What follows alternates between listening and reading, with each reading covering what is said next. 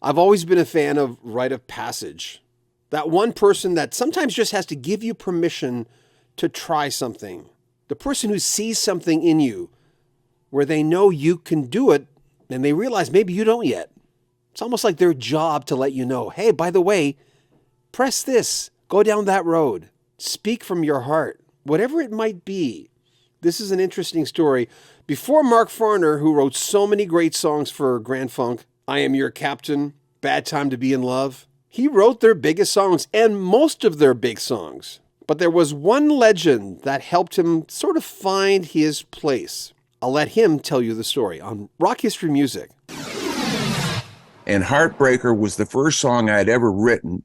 And that was right after Dick Wagner went to bed. We were at his apartment. We were just after a show that we'd done in Michigan at the Lakeland Castle in Caseville, Michigan. And we drove, a couple, 3 hours to get back down to Saginaw. And when you drive that long after a show, you're not ready to go to bed. You're geeked. You want to jam. So Dick and I sat out in his living room. His wife and kids were asleep in the bedrooms down the hall. And we played our electric guitars with no amplifiers, of course. So, playing an electric guitar, a slab of wood with strings on it's not very loud. But he's showing me some chords and everything. And at that moment in time, I said, Wagner, how do you write all these songs, dude? He's got a book of songs by this time, and they're great songs. And I've been watching the Bossman for years, and I'm part of the Bossman now. So I get to sit with one of my guitar heroes and ask him how he does it. He reaches over, Brother John, and he touches me right in the chest, and he goes, they're right in there. And he hit me right there. I said, in there? He says, they come from in there, brother. They come from your heart. And that's where he says, you can write songs. I said, I can? I can? It's like, he stuck the key in the hole and he turned it, brother. Just giving me the confidence. Because I thought so much of him that by him saying that to me, it unlocked Heartbreaker. I sat up and I started, because it was 2-3 hour drive. It had to be 3-4 o'clock in the morning. And there I am sitting there, kind of melancholy, kind of winding down now. I'm not buzzed up and ready to learn new chords. I'm ready to feel blue. And so I played blue, and it was, it all came out like that. And I showed it to Wagner the following morning. When he got out of bed, I said, man, I cannot wait to show you. I wrote a song last night. He said, you did? I said, yes, man. I played it for him. He helped me arrange it. He said, I think it should be a little longer, put a little break in there. And like the guitar lead that I do on stage, he says, and then come back with the chorus. And yes, that's great, man.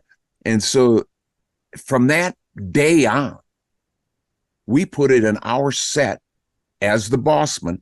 I played Heartbreaker for the people in Michigan and Ohio and Illinois and Indiana where we would play. And they loved that song. They just loved that song. Well, it was one of the singles too, right? Yes. Yeah. But when we did it with the Bossman, we had 3 great voices for harmony behind me singing. Those guys were singing harmony. It was killer. It was just killer. And Wagner was so proud that I picked up on what he was imparting to me. He gave me a gift.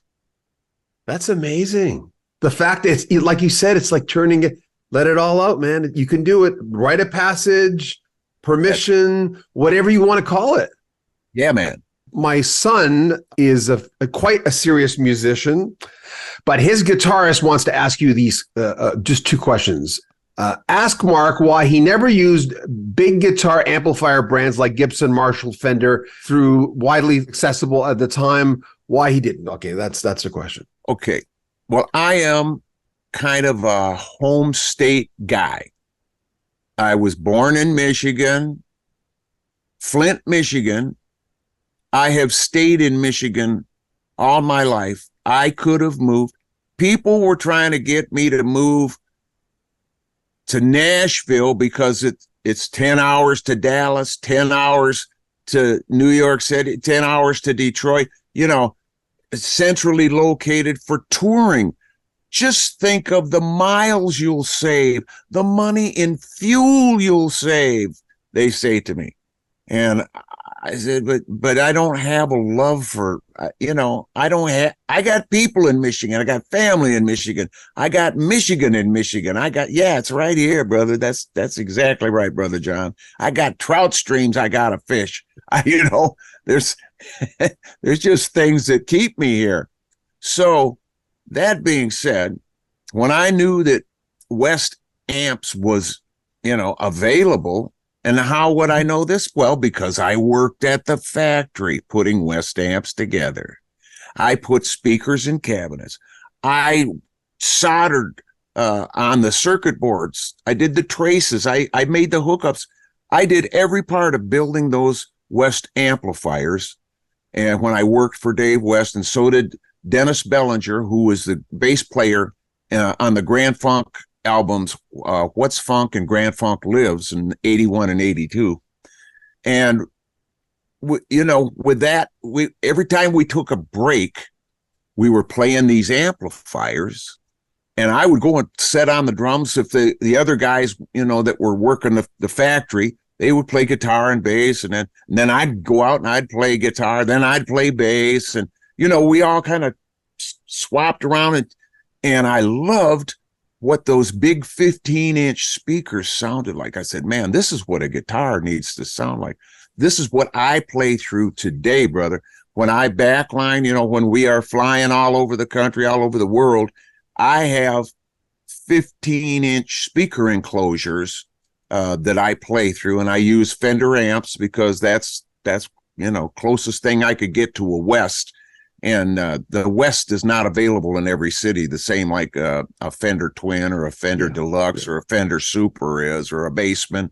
But we use, when you fly, you got a backline, and there's all these backline companies now who supply all of our instruments, the keyboards, the drums, everything. Our drummer brings his own pedals and his sticks and what have you. But everything else is backlined, except for, of course, I carry my axe. I carry Betty, my guitar tech from Cleveland. He carries Ruby, and she's my backup. And then Paul, he carries his bass from Detroit, Paul Randolph. And our keyboard player from St. Augustine, Mark Hoyt, he was carrying his little Hammond, but now you can backline them, and so we don't have to take a chance of something getting broke in transport. The backline companies always keep their gear up, and we always get pretty good sound out of it. So as long as I got my 15s, I'm playing it. But that all came from playing the 15s and getting started with the West amps, and we carried those amps to Europe with us, brother. We had huge, those big containers that went under the bellies of the 747s. Yeah. We carried 17,000 pounds of PA with us over to Europe, and our speakers, and it held up. So, God rest Dave West's soul, but I did not care for Marshall amplifiers. I played through them. I tried to play through them, and I only lasted maybe 2 or 3 chords. And I said, this cannot achieve the sound that I like, that I use. But I can get it through a Fender amplifier. I can get that song, the sound of the songs that I made. And I use my old 1970s stomp boxes. I got a $35 chorus, an Arian stereo chorus. That's a plastic, they call it a piece of crap, but it's the best chorus, man. I love that chorus. and it's been with me for years and years and years. And I use my pedals. I got a volume pedal. My guitar is wired wide open. It has no volume controls on it. Just because when I'm playing, sometimes I hit those knobs.